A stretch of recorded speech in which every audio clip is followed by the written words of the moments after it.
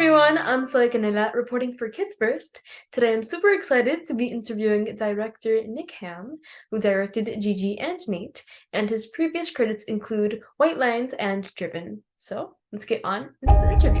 My name is Nate Gibson. I've been in this wheelchair since I was 18. Just jump already! I was 6 weeks away from college. When I got paralyzed, I had nurses around the clock. And then 1 year ago, my life completely changed. I'd like to request a service animal for my son. And that's when I got Gigi. Hi, Nick. Pleasure to meet you. I'm Zoe from Zoe at the Movies. And you have this incredible cast in the film with Marcia Gay Harden and Diane Ladd, and of course, Gigi the Monkey. And you have this very touching story with this family dynamic, and you're also producing and directing. For you, do you think that was difficult doing them both at the same time, or one after the other?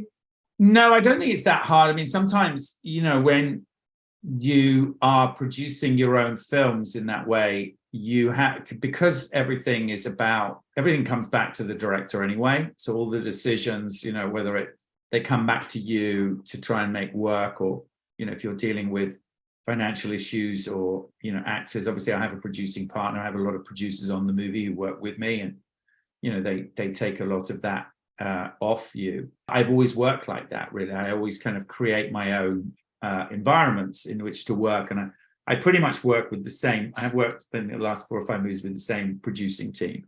Yeah, and I guess it's lovely to have the people you're comfortable with working on a project like this. So this is a story about bonding and hope and also speaking out. But what do you think is the most important message overall of the film? Hope, and how you should never stop, or you should never, accept what is there in front of you when you have the ability to change it.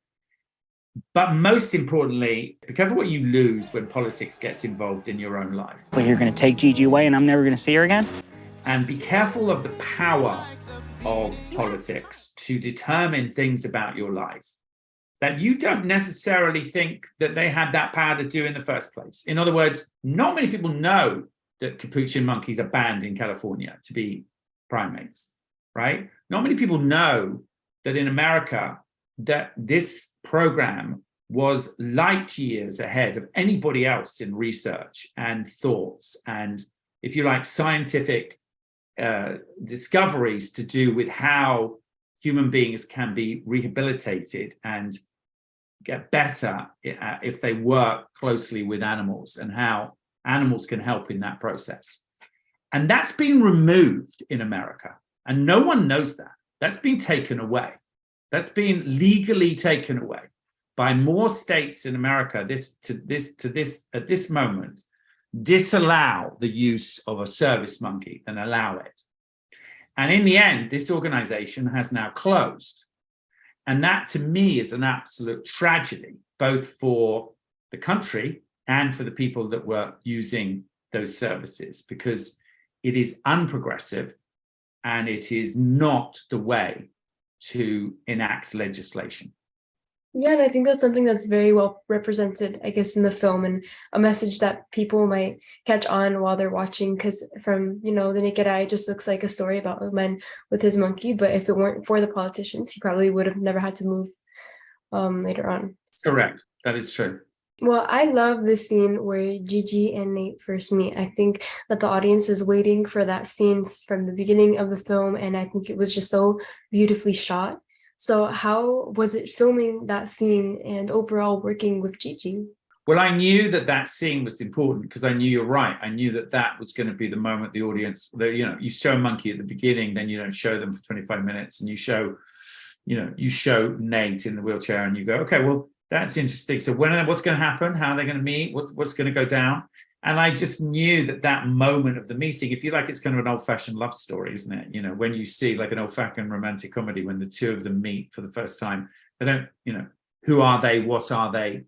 Do they know each other? Do they like each other? And is there a bond? So we spent a long time creating that scene. There she is. Hey, Gigi. I don't think she likes you. Oh, she likes me. She just doesn't know it yet. Both with the real monkey working in that environment, but also, by creating moments in CGI with that monkey and his reaction. But 98% of that scene was real. 98% of it was actually that monkey looking at him. You know, the monkey did look at him when he changed gear on his wheelchair. The monkey did look at him when he leant in. The monkey did want to know who this person was. You know, so I knew that that was going to be a very big moment for the audience, and it's also set up the central relationship. And that's really, we spent a long time choreographing that. And I wanted in that world that they met in, which was a place where service animals were provided, if you like, a kind of that building in the woods. That was very important to me because I wanted to see on that particular day, I think we had over 70 disabled people with their different animals working on that day. Horses, dogs, pigs, lizards. So people, you know, arrived for that day with their different service animals to help show that in the movie that these things could be this real. Yes, definitely. And I think everything you just said is why the scene turned out so authentic and real for the audience, and why it was just so beautiful to watch. Thank you. Thank you. He has a monkey. Well, what do you want me to do about it? It's a free country. Thank you all so much for watching. If you like this interview, make sure to give it a big thumbs up. Check out some of our other Kids First reviewers and reporters on this channel, and I'll see you in the next one.